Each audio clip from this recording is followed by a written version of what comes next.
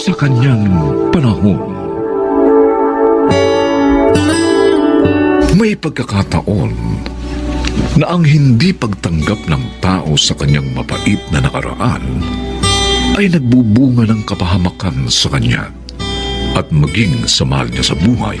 Mga kaibigan, ito ang naganap sa buhay ni Nilda sa ating dulang sa kanyang panahon.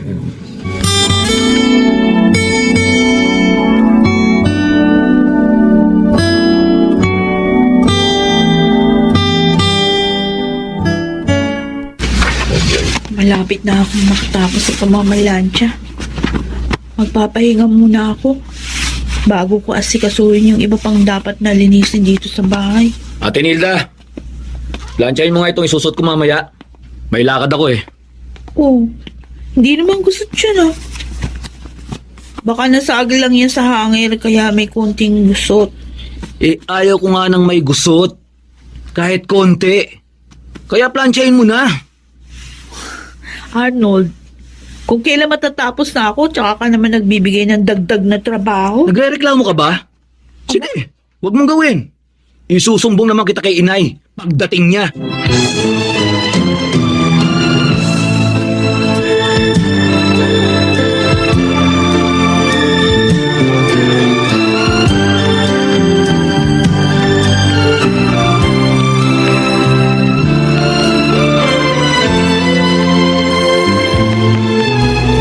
Ano? Mag-overtime ka na naman, Nilda? Sayang din kasi yung dagdag na kita, Edith. Kailangan ni na ina yun. Yan na naman ang narinig ko sa'yo. Sila na lang ba ang iisipin mo? E tignan mo nga yung sarili mo. Dalaga ka ha, pero bihirang-bihira ka makabili ng mga bagay na gusto mo. Gaya ng mga damit, sapatos na kailangan mo. Talagang ganun. Ako lang ang nagtatrabaho sa aming tatlo. At ako pa yung nagpapaaral kay Arnold. Oh, tapos, sub-sub ka na naman sa trabaho. Eh, inaalila ka pa nila. Edith, Pasensya na ha. Eh, hindi ko gustong sakta ng feelings mo. Nasabi ko lang yung matagal ko nang napapansin. Mula pa na maging magkaibigan tayo. Edith, Parang hindi ka mahal ni Aling Anita. Buti nga nung buhay pang stepfather mo eh. Natapos mo high school. Pero buhat nung pumanaw siya, lalo ka pang naghirap sa nanay mo. hindi ako nagsasawang idalangin sa Diyos na magbago rin sa akin si inay. Kaya nga bilib ako sa iyo eh. Kung ako ang napunta sa katayuan mo, matagal na ako lumayas dyan. Ano ka mo, Apo? Buntis na ang nobya mo. Opo, Lolo Masyong. Ano ka ba naman, anak? Ba? Papaano? Sa halip kasi pag-aaral yung asikasuhin mo, pakikipag-date ang ginawa mo. Nay, huwag niyo na akong sermonan. Kailangan ko pong pakasalan si Ellen. Baka patayin ako ng tatay niyang pulis pag hindi ko ginawa yun. Ano? At pulis pa palang ama niya. Opo. Naku, wala ka na talagang kawala. Sayang ang pag-aaral mo. Tiyak na malulungkot at masasaktan ang ate Nilda mo. Dahil siya nagpapaaral sa'yo. Baka magalit pa yon. Wala naman siyang karapatang magalit, Itay. Ha? Dahil hindi naman siya magulang ni Arnold. Ate lang siya, no? Hindi mo maialis yun sa panganay mong anak, Anita. Nagpapakahirap siya upang mapagtapos si Arnold. Pagkatapos ganito lang palang mangyayari. Lolo, inay, huwag na kayong magtalo. Pag-usapan na lang natin ang gagawin natin pamamanhikan sa kanila. Siya. Sige. Ano pa nga ba magagawa natin? Kesa naman may mangyari pang masama sa'yo. Teka, saan kayo kukuha ng pampakasal sa kanila? Kay Nilda ho. Siya may trabaho eh. Naku, kawawang Nilda. Lahat na lang ng bigat sa kanya mo ipinapapasan. Itay, baka naman ho nalilimutan nyo. Ha? Ako po ang unang nagpasa ng bigat. Maipanganak lang siya. Kaya tama lang ho, na siya naman ang bumalikat sa amin.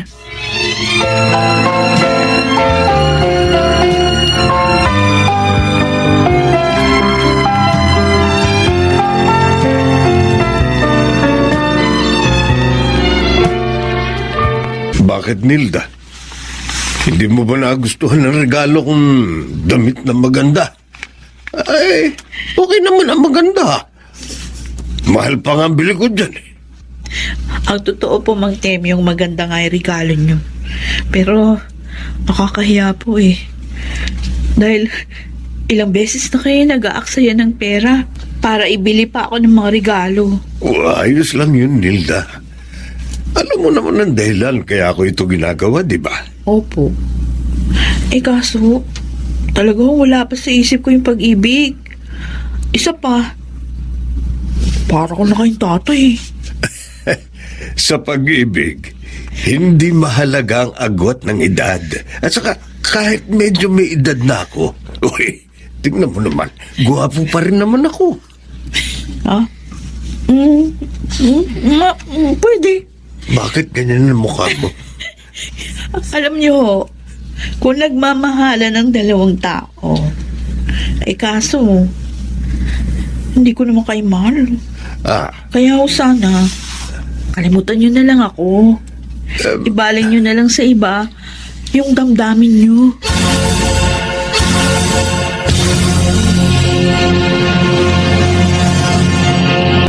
Yun ang sinabi ni Nilda, Anita. Kaya nga sobrang nalungkot ako. Naku, Temyong, baka naman nabigla lang siya. Hindi. Yun talaga ang damdamin niya. Pasensya ka na sana ko, ha? Minsan kasi may pagkatanga yun eh. Grasya na lumalapit, pinalalagpas pa. Kaya ko siyang pagpasensyahan dahil mahal kong anak mo. Kaya nga sa'yo ako lumapit eh. Tama yung ginawa mo. Dahil ako ang talagang makatutulong sa'yo. Ako salamat, Anita. At kapag nagawa mo naman yan, lahat ng gusto mo, ibibigay ko.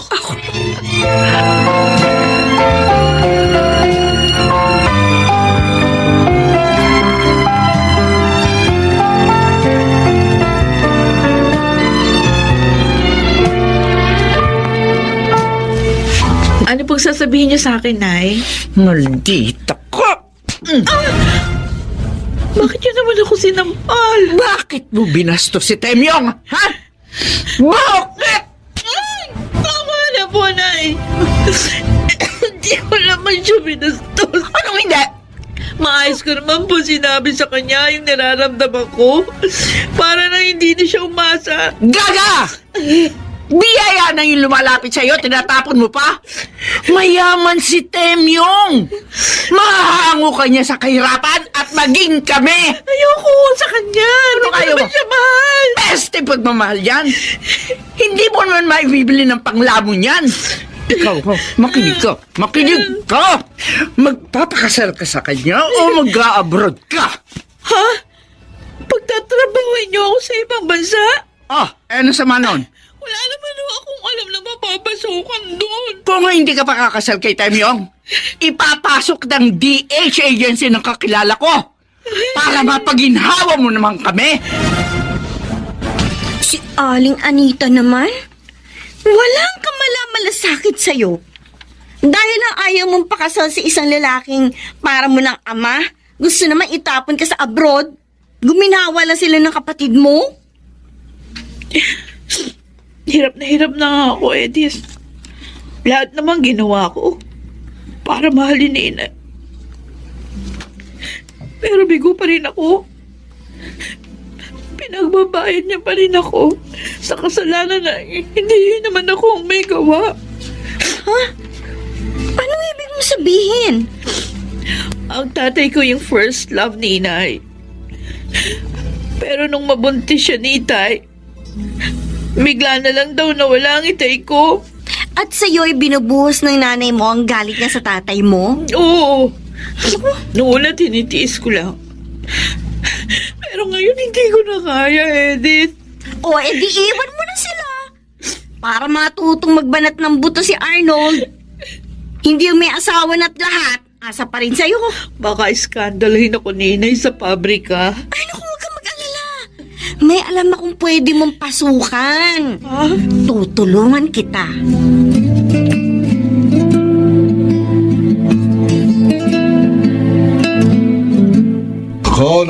Nako.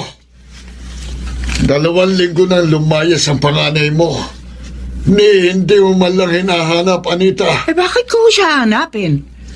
Kusa siyang umalis, pues, kusa rin siyang babalik. Wala ka ba talagang pagmamahal sa anak mo? Ikaw naman ang may kasalanan, kaya niya kayo iniwan. Ang sabihin niyo, wala ho siyang kwentang anak. Ano? Hindi na niya iniisip ang kanyang obligasyon sa amin. Inay, tingin ko po tama si Lolo eh. Ha? Kung hindi nyo pinilit si ate sa gusto nyong mangyari, hindi siya aalis. Hindi tayo mahihirapan ng ganito. At saka wala siyang obligasyon sa inyo. Dahil hindi naman kayo inutil. Malakas pa kayo. At kaya niyo pang magtrabaho. Pwede ho ba huwag niyo nang kampihan ng babaeng yun? Naku, makikita niyo. Pagkatapos ko siyang isumpa, nakaluhod siyang babalik sa bahay na ito. Hoy, Anita, itigil mo yan, ha? Baka ikaw ang makarma sa gagawin mo.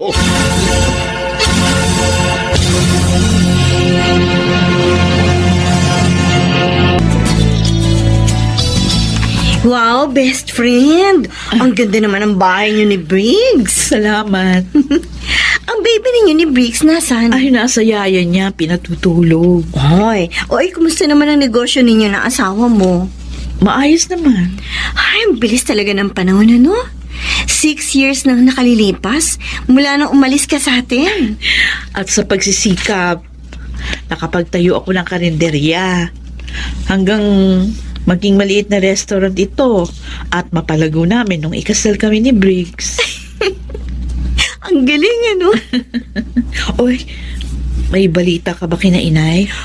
Ay, oo, syempre. Alam mo talaga nagpunta ako sa lugar ninyo. Kahit na nga matagal na rin kaming umalis doon. At nalaman ko na nasa ospital pa lang hipag mo. At si Ali Anita. Ha? Bakit? Nasisayan pala sa pangalawa mong pamangkin na asawa ni Arnold. At si Aling Anita naman, kailangan daw operahan dahil may bukol sa matris.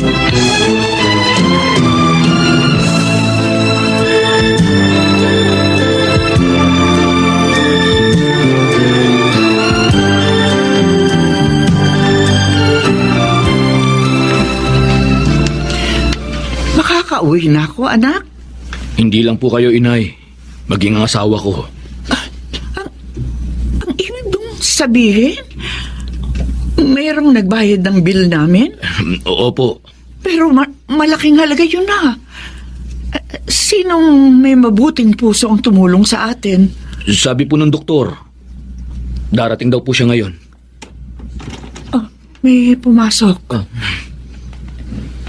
Kumusta po kayo, Nay? Arnold? Ate Nilda?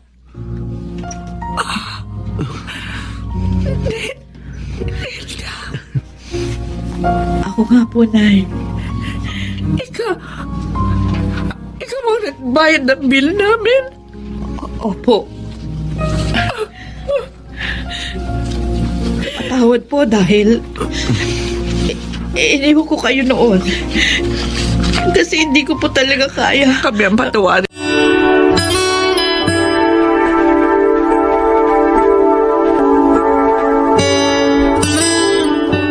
Sa kanyang panahon, may mga taong agad na hinahatulan ang kanyang kapwa sa kilos at panlabas na anyo nito. Kaya naman kadalasan, nakasasakit sila ng damdamin. Mga kaibigan, narito po ang naging karanasan ni Adele sa ating dunang sa kanyang panahon.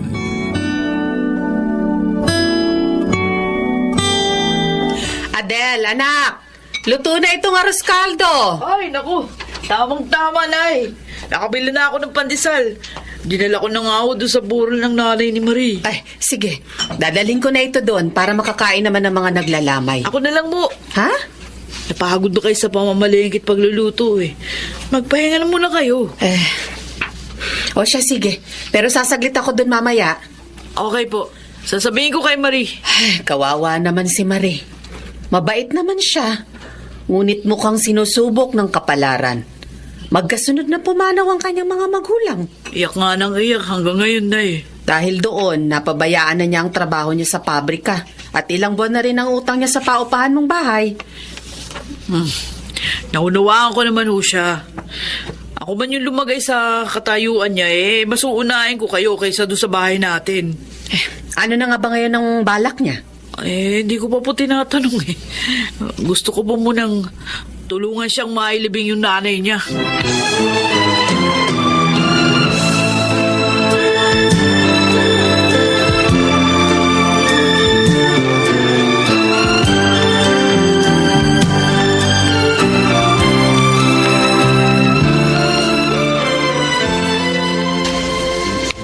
Nailibing na si Inay, Ate Adele. Mag-isa na lang ako ngayon. Wala na akong kasama sa bahay. Dahil ilang buwan na rin patay si Itay. Marie, kung nalulungkot ka at nahihirapan ka mag-isa, hindi, doon ka muna sa amin para meron kang kakwentuhan. Salamat, Ate Adele. Napakarami niyo na nagawa ni Aling Toyang para sa amin. Malaki na rin ang utang ko sa iyo. Huwag mong intindihin yun. Ang isipin mo ngayon, makabangon ka at makapagsimulang muli. Hindi ko nga alam kung paano gagawin ko eh. Paano ko gagawin yun? Nalaman ko na kasi na tinanggal na ako sa pabrika dahil sa tagal na hindi ko pagpasok. Wala naman silang konsiderasyon. Siyempre, nagkasakit yung mga magulang mo eh. Magkasunod pang namatay. Kaya mo nagawa yun. Hayaan mo.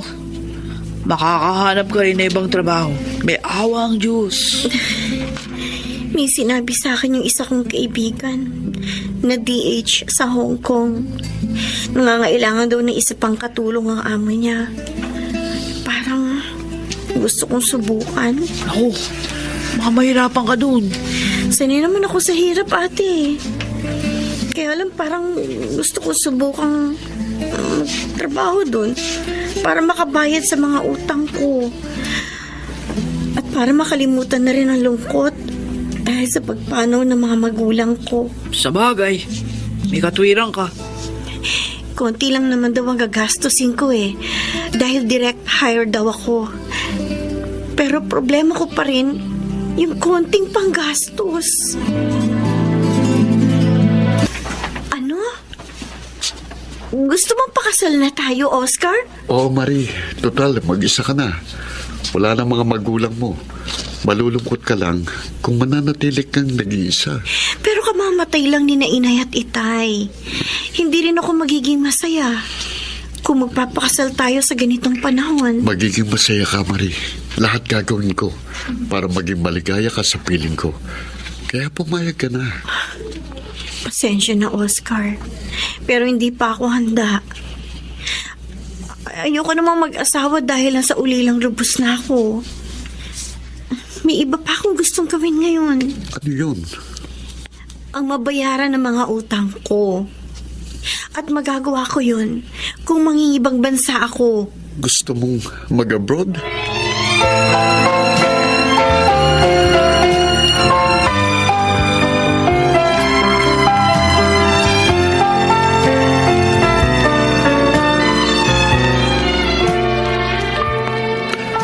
Ano, Oscar? Gusto mag-abroad ni Marie? Oo, Diego. Para daw mabayaran yung mga pagkakautang niya dahil sa pagkakasakit at pagkamatay ng mga magulang niya. Parang yan. Di magkakalayo kayo na matagal. Kaya nga malungkot ako eh. Hindi ko gustong gagawin niya. Pero ayaw naman niyang papigil. Hindi ko naman kasi siya kayang tulungan na magbayad ng mga utang niya. Pare, hindi kaya sinusulsulan siya ng kasera ng tibo para gawin yun? Si Adele? Oh, tomboy yun, di ba? Ay, At close kay Marie. Kaya pwede niyang gawin yun. bakit naman niya gagawin yun? Oscar, doon pa lang sa lamay ng nanay ni Marie, halata ko ng kursunada siya ng tomboy na yun. Ano? Baka sinusulsulan niya si Marie na lumayo sa iyo. Nang sa ganun, magkaroon silang pagkakataon na maging sila ng nobya mo. Kaya kung ako sa iyo, pare, huwag kang pumayag na umalis si Marie. Pilitin mo siya, napakasal na lang kayo. Paano kung hindi siya pumayag? Papayag si Marie kung talagang mahal ka niya.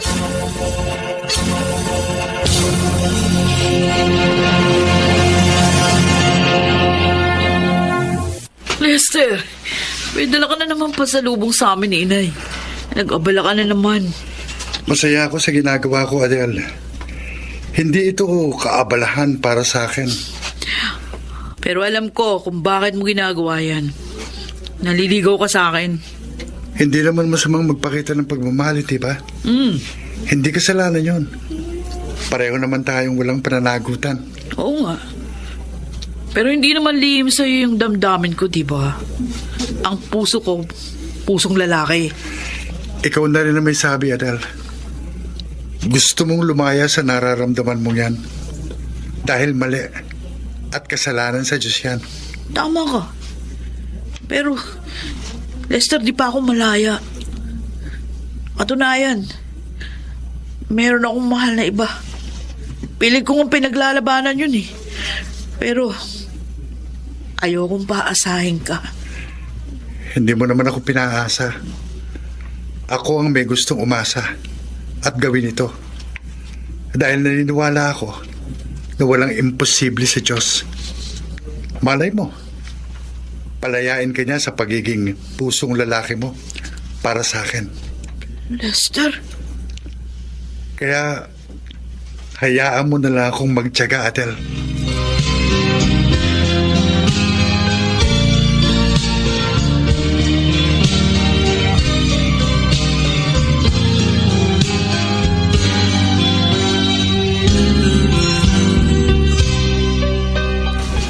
Ito na yung perang magagamit mong panggasto sa pag-abroad mo, Marie. Maraming salamat, ate. Pangako, lahat ng utang ko sa'yo, babayaran ko kapag nakapagtrabaho na ako doon. Huwag mo isipin yun. Di naman ako nagmamadaling bayaran mo yun. Tama ang aking anak, Marie. Ang mahalaga sa amin ay matulungan kang makabangon. Maraming salamat po sa inyo, Aling Toyang, Ate Adele. Napakabuti niyo po talaga. Basta, lagi mong ingatan ang sarili mo doon, ha? Oo, ate. Madalas ko rin kayong tatawagan. At huwag mong kalilimutang laging tumawag sa Diyos dahil siya ang tunay na makapag-iingat sa'yo.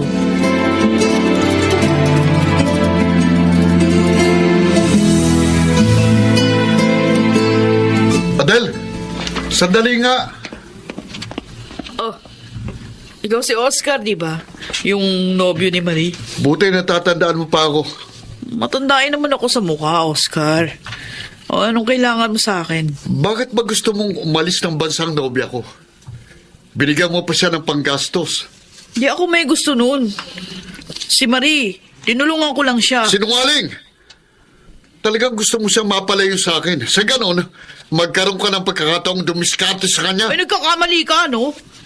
Kaibigan lang ang turing ko kay Marie. Kung talagang totoo yan, layuan mo si Marie at kunin mo ang perang ibinigay mo sa kanya. Ay, hindi ko pwedeng gawin yun. Ganon. Ayoko sumama ang loob niya sa akin. Sinasabi ko na nga, be. Gusto mo nobya ko eh. Gusto mo si Marie. Sinuntok mo? Dahil niloloko mo ako!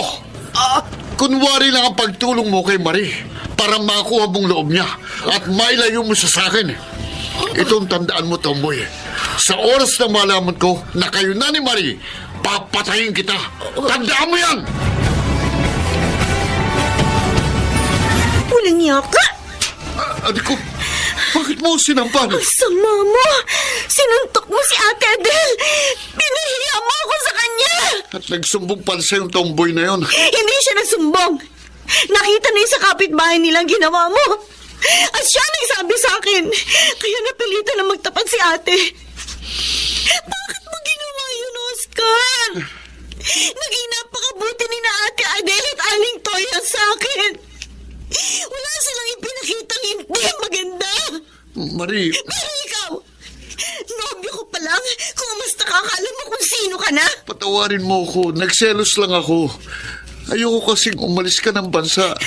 Sa ginawa mo, sinira mo ang pagtingin ko sa'yo. Marie! Umalis ka na, Oscar. Ha? Ayoko na makita ka pa. At wag mo na rin guguluhin pa si Ate Adele. Dahil sa oras na malaman ko may ginawa ka pang masama sa kanya, ako mismo, ako ang magsusumbong sa'yo sa mga pulis!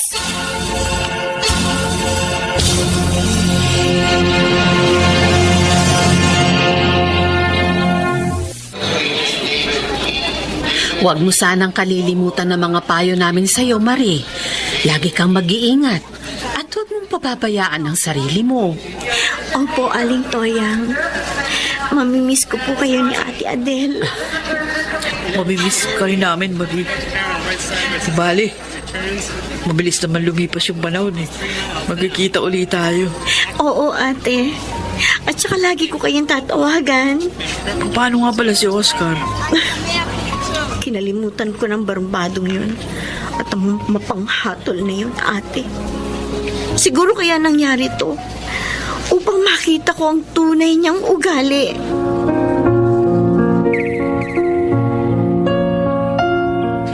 Si Marie ba yung kausap mo sa cellphone, anak?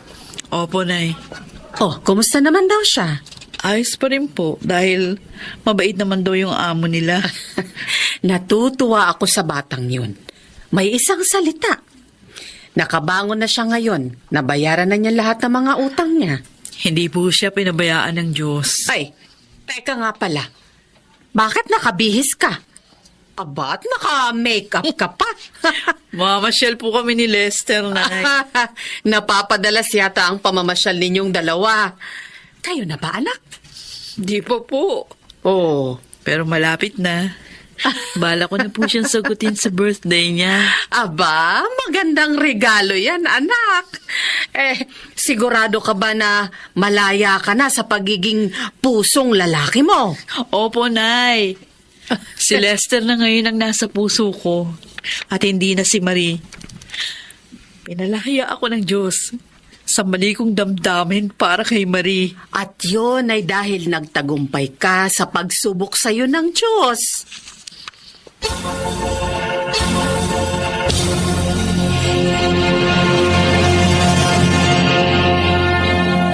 Sa kanyang panahon. Kung minsan ang pagmamadali ng tao ang nagiging dahilan ng kanyang kabiguan. Mga kaibigan, narito't ating pakinggan ang naging karanasan ni Eritz sa ating tulang sa kanyang panahon.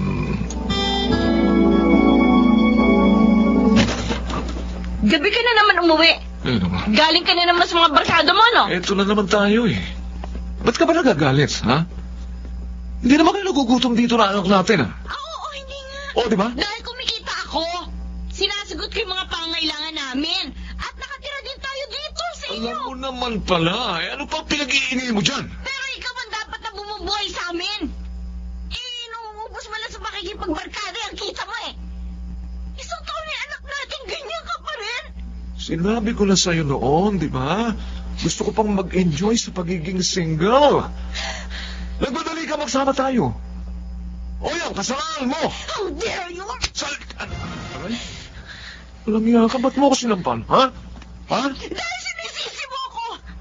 Ikaw naman itong bumuntis sa akin ah. Eh, Rich, magulang ko nga, hindi ako sinasaktan. Ikaw pa ang gumawa niya sa akin, ha? Ha? Ha?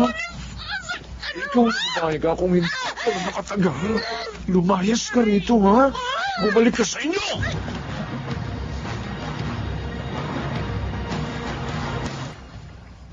Desidido ka na bang makipaghiwalay kay Joey? Opo, Ma. Walang iya siya. Walang iya siya. Irresponsable. Hindi na nga nagbibigay ng kita niya sa akin. Nakukuha pa ako saktan. Kasi nga pareho pa kayong bata na magsama. Nakagraduate na kayo ng college, nagsama na agad kayo. Dahil nga buntis na ako, Kuya Ralph. Yun nga. Dapat iningatan mo ang sarili mo para hindi ka nasaktan ng ganyan. Wala na tayong magagawa. Nariyan na yan eh. Isikapin mo na lang na buhayin na maayos tong apo ko. Yun talagang gagawin ko, Ma. Ipapakita ko kay Joey na hindi namin siya kailangan ng aming anak. Rich? Po, Bakit ganito apo ko? Ang init. May lagnat siya. hindi ko napansin mo eh. Pero iyak nga siya ng iyak kanina. Ngayon nga lang siya natigil eh. May rasya siya. Tingnan niyo. Aba, Oo, Mama. buti pa, dalhin na natin sa ospital ang pamangking ko. Baka kung ano na yan.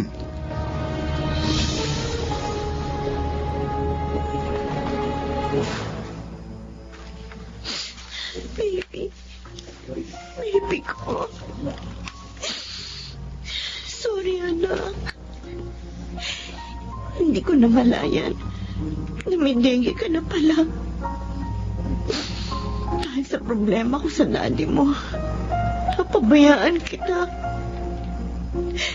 Kasalanan ko. Kaya ka namatay ng maaga. Patawarin mo ko, anak ko. Erich, Michelle, wala nang inaanak mo. Iniwan niya na tayo na maaga. nalaman ko nga kay Tita Sylvia ang nangyari. Kaya nga nagpunta agad ako rito eh. Nakikiramay ako. Sakit, Michelle. Ganito palang mamatayan ng anak. Pakiramdam ko ngayon. Kulang na ang buhay ko. Parang hindi ko alam ngayon kung paano ko itutuloy ang buhay. Lakasan mo loob mo.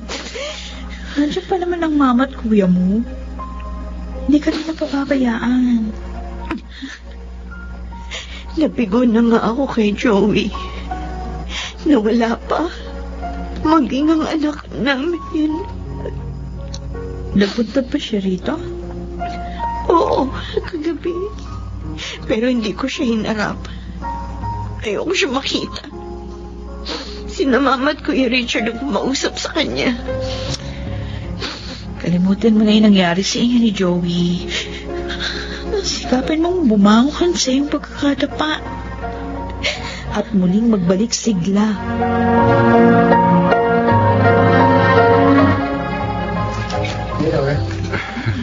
Thanks, Rich. For what, Richard? Sa pagsama mo sa akin mag-lunch dito sa restaurant, Office mate kita. Maayos kang nag-imbita, kaya sumama ako sa inyo. mabuti na lang pala. Dito ko nilipat ang main office sa inyo. Bakit? Dahil nakilala kita, mas naging masaya at makulay ang buhay ko. Richard? Huwag kang magalit, ha? I think I'm falling in love with you.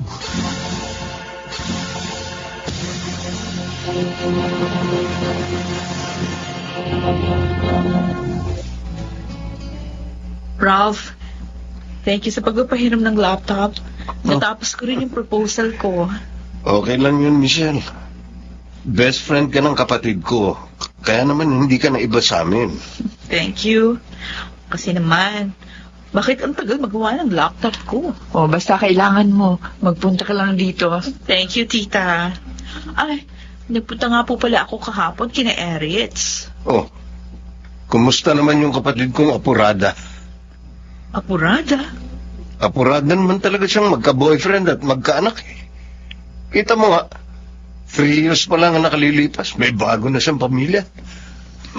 Parang walang takot masaktan.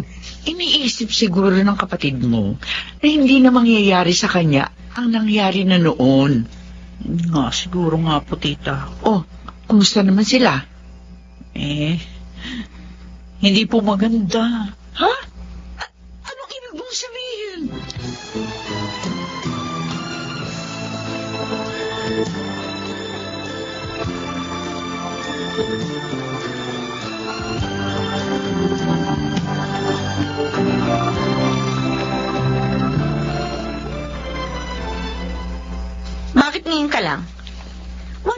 wala? Saan ka galing? Di ba sabi ko sa'yo, may seminar kami sa Cebu? 3 days lang ang sinabi mo. Pero 1 week kang hindi umuwi. Nag-relax muna ako. Nakakapagod din magtrabaho, Erich. Sinungaling ka. Ano ka ba? Bakit ka ba namamalo? Totoo naman ang sinabi ko eh. Nakausap ko yung kaibigan mo, si George. At nalaman ko na walang seminar sa Cebu. Ha? Ano ba pagkukulang ko, Richard? Para lukuhin mo ako. Inaasikaso ko naman kayo ng anak natin, ah. Kahit pa may trabaho ako. Pero bakit niloko mo pa rin ako? I'm sorry, Erich. Siguro nga, panahon na para malaman mo.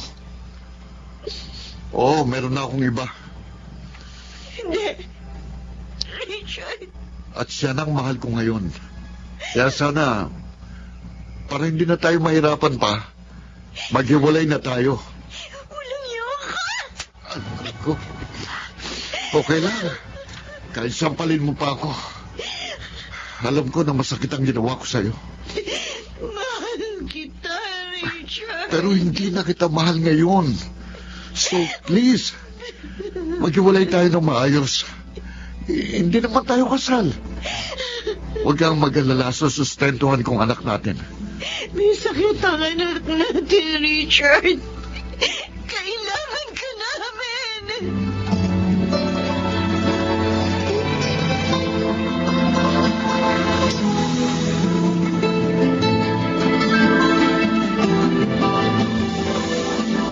Wala na ako nagawa. Kundi umalis doon, Michelle. Kasama ang baby namin. Dahil sa sinabi ni Richard na hindi niya na ako mahal. Lalaki yun. Kaya pala hindi kanya pinakasalan. Kahit na 3 taon na kayo nagsasama, yung pala hihiwalayan ka rin. Napakasakit. Minahal ko siya nang higit kay Joey. Ganito lang pala mapapala ako. Erich! Erich! Si tita. Ma, bakit po? Si baby! Hindi makahinga! Ano po? Dali natin siya sa ospital ngayon din!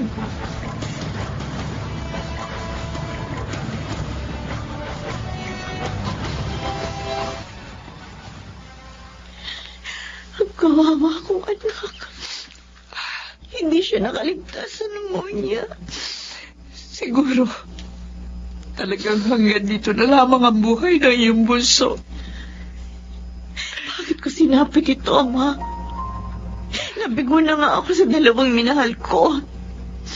Pati mga anak ko na wala rin sa akin. Uminaw ka sana, anak. Galit ba sa akin ang Diyos? Para gawin niya ito sa akin? Rich, Ano ba ang kasalanan ko, Ama? may dahilan ang bawat pangyayari. Ang Diyos lang ang nakakaalam ng makabubuti para sa atin. Kaya huwag mo siya sumbatan, anak. Ano malay mo? Kaya niya kinuha mga apo ko ay upang hindi ka na lalong magdusa pa. Maraming bata na galing sa wasak na pamilya. Ang problema ngayon ang lipunan. Anak, baka kaya kinuha ng Diyos sa iyo mga apo ko ay upang hindi sila mapasama sa mga problema ng bansa. Sakit, Ma. Parang hindi ko na kaya. Makakaya mo yan, anak. Humawa ka lang ng mahigpit sa kanya.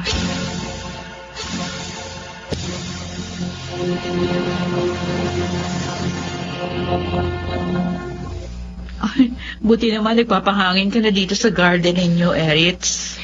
Alala na sa akin sina Mama at Kuya. Kaya naisip ko, piliting magpakatatag. Ayoko nang bigyan pa sila ng dagdag na problema. Tama. Right move yan. Yan ginawa mo. Ngayon ko rin na-realize sa mga pagkakamali ko. Pagka-graduate ko pa lang, hindi ko pa nga napapasaya si Mama. Nagkaanak na ako. Nung magkahiwalay naman kami ni Joey at pumanaw ang anak namin, hindi pa nagtatagal nag-boyfriend na ako at muling nagkaanak. Masyado ako nagmadali, Michelle. Nadala ako ng kapusukan ko. Mabuti naman. Naiintindihan mo na ngayon ang lahat. Sana, kapag nakabangon ka lang muli, huwag ka munang mag-apura. Patatagin mo muna ang iyong sarili.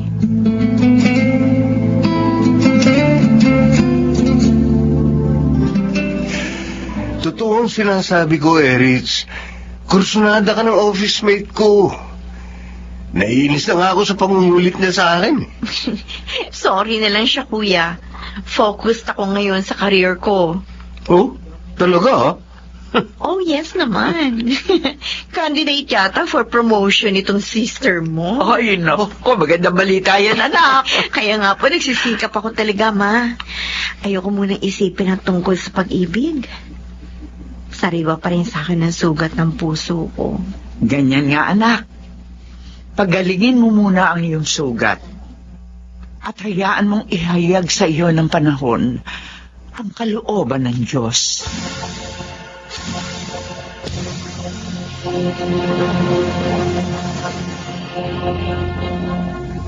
Sa kanyang panahon. Ang kawalan ng pagkakontento at pagiging sakim ay nagiging dahilan ng maraming kaguluhan. Mga kaibigan, narito po't ating pakinggan ang naging karanasan ni Zoe sa ating dulang sa kanyang panahon.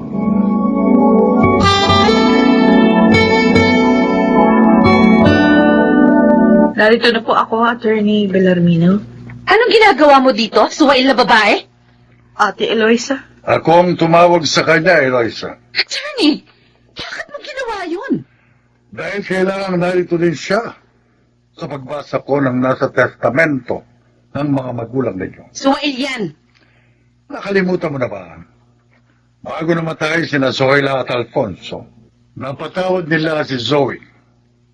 Attorney, babasahin niyo na ang testamento ni na Mama. Pero, 1 month pa lang nakakaraan nung pumanaw sina Mama at Papa. Iyon ang nakasaad sa kanilang huling pilin. O, sige na. Basahin mo na para matapos na to. Daming satsat. Madali lang naman ito. Dahil ang nakalagay dito, hahatiin ang pantay sa inyong dalawa ang kabuhayan nila Zoila at Alfonso. Ano? At bakit hati?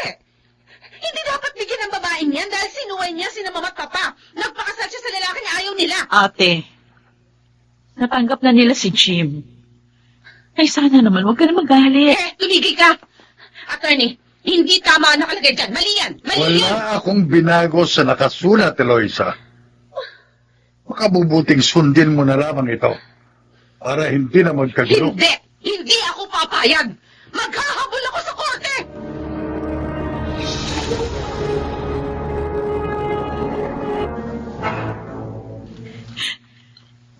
Zoe, huwag ka nang umiyak. Huwag tunang mga mata mo. Masakit yung mga sinabi ni ate sa akin kanina. Sabi niya, wala daw siyang kapatid na Suwail. Dahil sa pera kaya siya nagkakaganyan. Gusto niya siyang makalamang sa mana. Mga bata pa kami, gano'n na si ate. Gusto niya. Lagi siya lamang sa akin. Alam mo, Jim, kung pamimiliin ako, hindi ba rin na wala akong mana. Basta buhay lang ang mga magulang ko. Hindi ganun ang ate mo eh. Kaya maganda ka na lang kapag nagkabul siya. Sana huwag na kumantong doon. Dahil nakakahiya sa mga tao. Dahil magkapatid kami.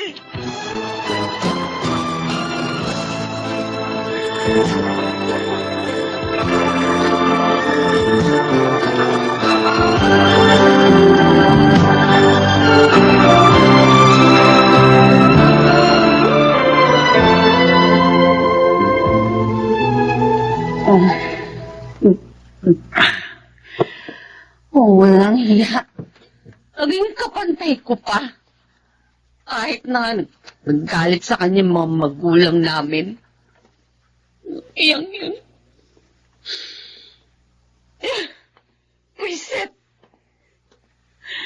Tigil mo na nga yung pag-inom ng alak, Eloisa. Dahil lang sa mana, nagkakaganyan ka. Hindi basta pera yun, Nathan! Malaking halaga yun! Malaki pa rin naman ang mana mo. Kahit na nga pantay na hinati yun sa inyo. Isa pa, sina Mama ang nagbigay nitong bahay at lupa natin. Maging ang ipinuhunan mo sa business natin. Kaya parang nakalabang ka na rin kay Zoe. Lalo na siyang nakuha sa mga magulang niyo. Hindi! Dapat nga hindi siya pamanahan eh. Ano ka ba naman? Hindi maaaring gusto mo. Kahit pa ang hukuman, hindi ka ayunan. Dahil kapatid mo si Zoe. Gagawa ako ng paraan upang masunod ang gusto ko. Tandaan mo yan!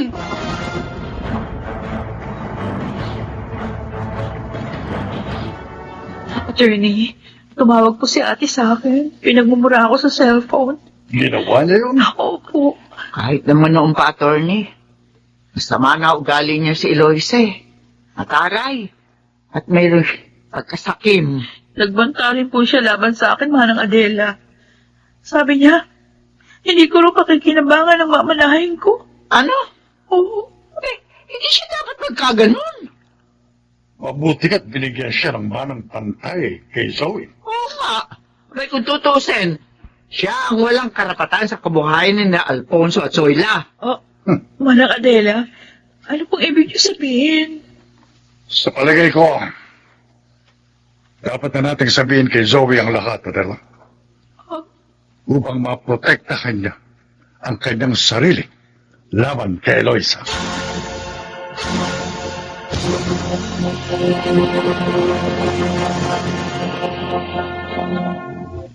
Anong kailangan mo, Eloisa? Pinuntahan mo pa ako rito sa bahay ko. Diretso na kita, attorney. Gusto kitang alukin. Alukin? Ano? Bibigyan kita ng 10% sa kayamanan ni na mama at papa. Gawan mo lang ng paraan na mawalan ng mana si Zoe. Baliw ka, Eloisa. Hindi ko magagawa ang gusto mo. Ano? Dapat nga pasalamat ka pa. Dahil pinamanahan ka. Kahit na nga, ampun ka lang. Hindi. Anong pinagsasabi mo? Hindi totoo yan. Nasa akin ang adoption papers mo. Ipakikita ko sa iyo kung gusto mo. Sinungaling! Sinungaling ka! Sinungaling!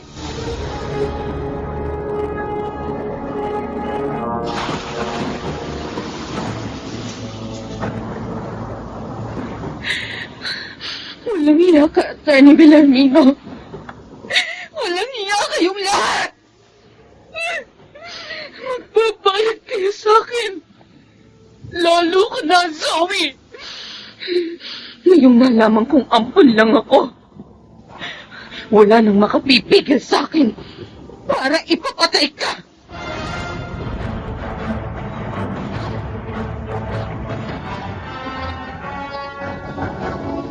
Oh, bakit tanghali na nakahiga ka pa? Sabi mo kahapon na alis ka ngayon ng maaga. Nilalagnat ako, Nathan. Masakit ang katawan ko. Bukas nila ako aalis. Pareho pala tayo ng nararamdaman. Ha? Ikaw naman kasi, nagpaulang ka pa nung makalawa. May sasakyan ka naman. Mukhang nahawa yata ako sa'yo. Bukas na lang ako papasok sa opisina.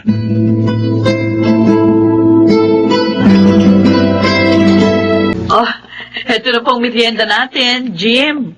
Manang Adela. Oh, salamat, Iha. Ay naman, pinamerienda niyo pa ako. Ako nag-bake niyan. Manang. Masarap po mag-bake itong miss ko, Manang. Balak nga niyang magbukas ng bake shop. Ay, maganda yan. Hoy, sana naman kunin niyo na lang ako dito sa inyo. Ha? Uy, kasi nalulungkot ako doon sa bahay niyo, Zoe. Ah, okay. Okay, sige manang. Dalawin niyo na lang po once a week yung bahay. Ay, salamat. At teka, kaya nga pala ako nagpunta rito para ibalita sa inyo ang nangyari kina Eloisa at sa kanyang pamilya. Bakit po, Manang? Ano po nangyari? Ay, nagka-COVID silang mag-asawa. Ha? Oh, Diyos ko. Ano na palagay ni na ate ngayon, manang Adela? Sabi ng katulong nila nang tawagan ako, nandoon daw sila sa ospital.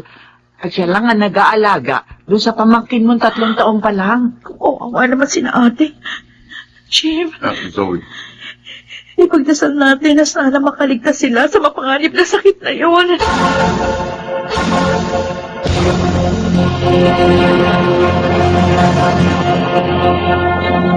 Higit 1 linggo na ako dito sa ospital.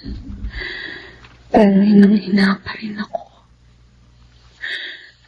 Mabubuhay pa kaya ako? Kami ni Nathan. Kawawa naman ang aming anak kung may iiwan namin. Oh, ang cellphone ko. May tumatawag. Si Zoe. Hello? Ate, pakiusap. Huwag mong papatayin ang linya. Gusto kitang makausap. Bakit? Kumusta ka na? Nakasama-sama ang loob mo, ate.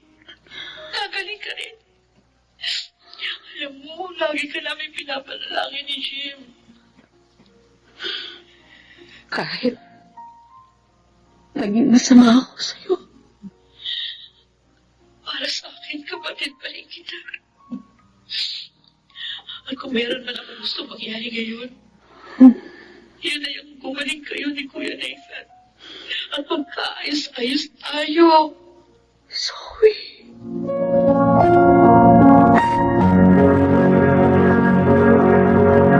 Zoe, love. Saan ka pupunta?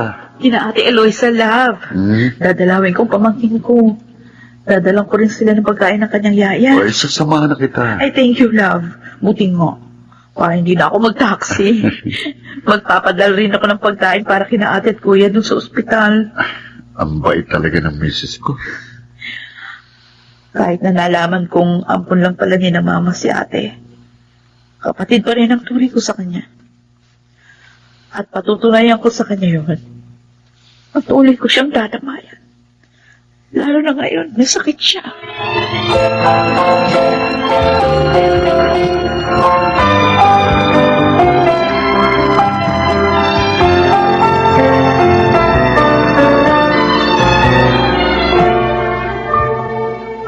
Ay, masaya ako.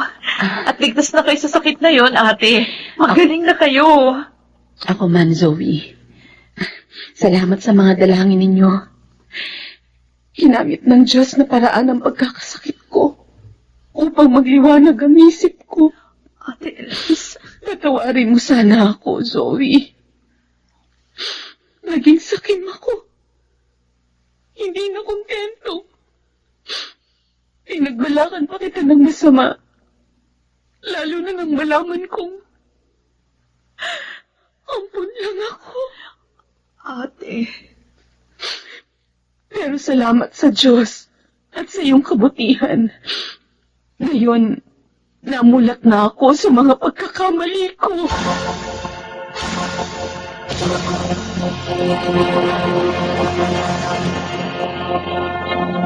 Sa kanyang panahon. Mulat nga ba tayo sa kahihinatna ng ating mga paghihiganti? Mga kaibigan, narito po at ating pakinggan ang naging karanasan ni Rebecca sa ating dulang sa kanyang panahon.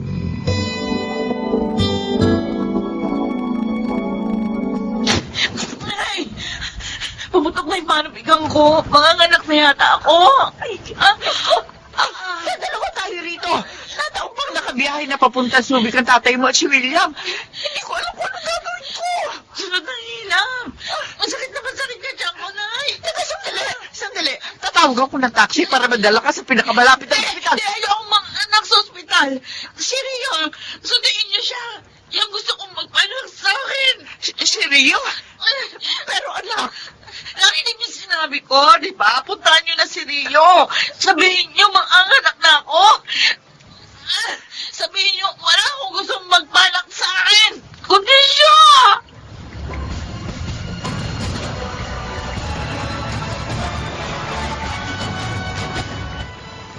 Sigurado ka ba sa desisyon mong pagsama kay Aling Norma, Rio?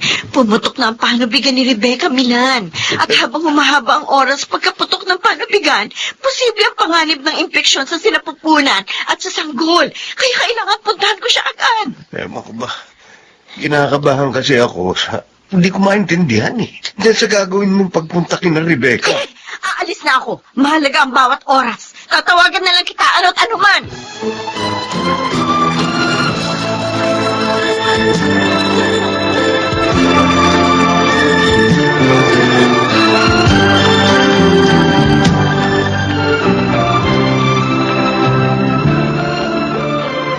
Yan.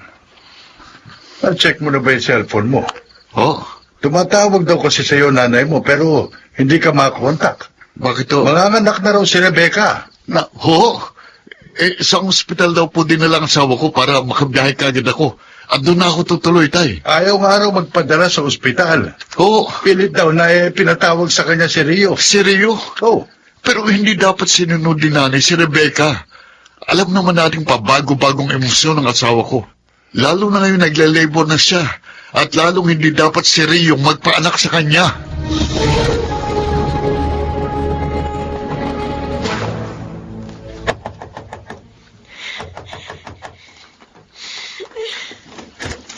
Rio, ito na yung mga gamot na pinamili mo. Ang dami kasing tao sa butika, kaya ngayon lang ako nakauwi.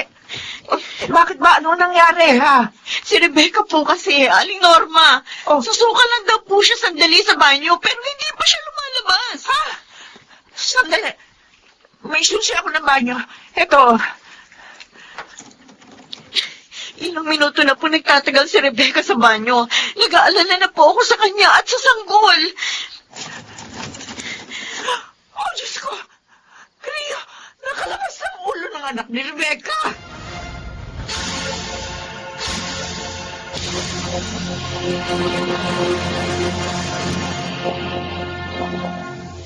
Ay, salamat sa Diyos. Karaos na sa panganak ang kaibigan mo, Rio. Pero, nagiging kulay asul po ang baby, Aling Norma. Kailangan po natin siya dalhin sa ospital. Sabi mo kanina pagkasilang niya, maayos naman ang tinik ng puso Hindi niya. na po tayo pwedeng magkasiya ng oras. Tumawag po kayo ng ambulansya. Kailangan madala po natin ang baby sa ospital.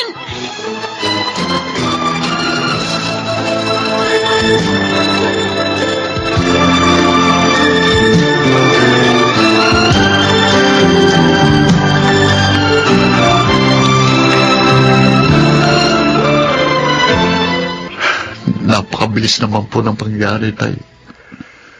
Pagkatanggap natin ng balitang manganganak na si Rebecca, ngayon, nandito tayo sa ospital para lang malaman na patay na kami, anak. low oxygen environment ang sinasabing dahilan ng kanyang pagkamatay. Napakasakit, tay. Siyam na buwan ko siyang hinintay. Kinasabi kang makita.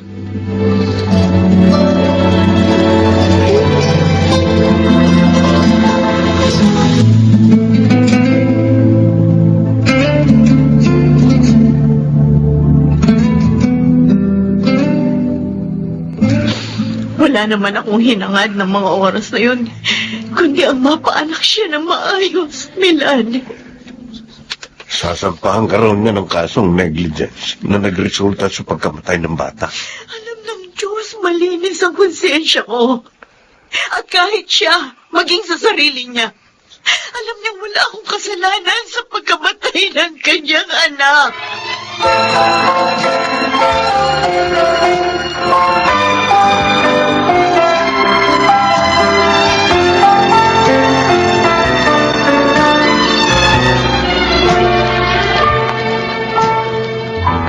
Ano ba, Nay? ngayon? Bakit nakaharang kayo dyan sa dadaanan ko? Nung araw ng panganganak mo, hindi ka totoong nasusuka. Sinadya mo ang pagkukulong sa banyo. Sinadya mo magtagal sa loob. Para kung ano man ang mangyari sa iyo at sa sanggol na isisilang mo, pananagutin mo si Rio. Eh, di ba? Namatayan na nga ako ng anak ko. Ano-ano pa yung binibintang nyo? Tapos si Ray yung pang kinakampihan nyo? Kilala kita, Rebecca. Mula sa pagiging suwail mo at bengador mo. Alam kong pinagplanuhan mo ang paghihiganti labang kay Rio. Bakit? O sa babang maningil ng atraso? Kailangan mo sabihin ang katotohanan. Dahil kung hindi mo malalampasan ang lahat ng ito. Hindi ka makapagsimulang muli. Nay, ano pong katotohanan ang dapat sabihin ni Rebecca? William?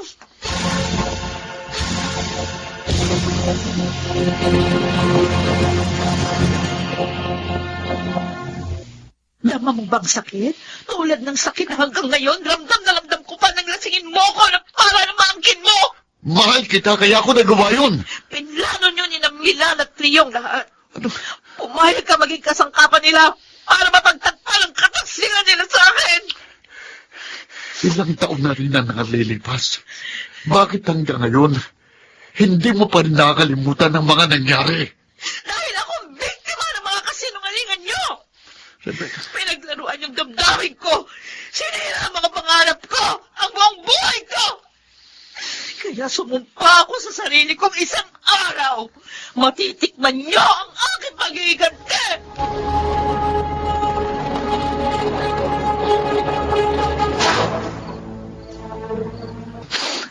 Kailangan ni Rebecca ng tulong. Hindi niya alam ang kanyang ginagawa. Dinadagdagan lamang niya ang kanyang mga pagkakamali. Sinisikap naman natin siyang imulat sa katotohanan. Pero nananatiling matikas ang kanyang puso. Hindi ito tungkol sa iniisip ng tao.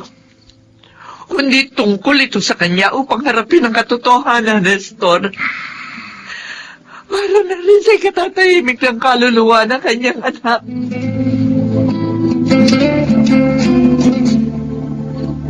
Mayat maya. Chine-check ni Rio ang tibok ng puso ng sanggol. Noong mga oras na yun. Malakas ang tibok ng puso ng sanggol. At oo, talagang sinadya akong magtagal sa banyo. Para hindi magkaroon ng pagkakataong ma-monitor ni Rio ang anak ko. Kahit alam kong magiging dahilan yun ng kanyang kamatayan. Dilim na ang isip ko noon. Wala akong gustong mangyari, kundi ang katuparan ng aking paghihiganti. May mga pagkakataon noon na gusto kong hingin ng kapatawaran mo. Pero naduwag ako. Siguro nga dahil hindi ko pa kayang harapin ang mga panunumbat mo. Pero sa pagkakataong ito, humihingi kami ni Milan ng kapatawaran sa pagkakasugat namin sa iyong damdamin, Rebecca. Lalo na ako. Hindi ko sinasadyang mahalin si Milan. Basta na lamang nangyari. Gusto ko na lamang naramdaman. Hanggang matuklasan namin na hindi na namin kayang pigilin ang pagmamahal namin sa isa't isa.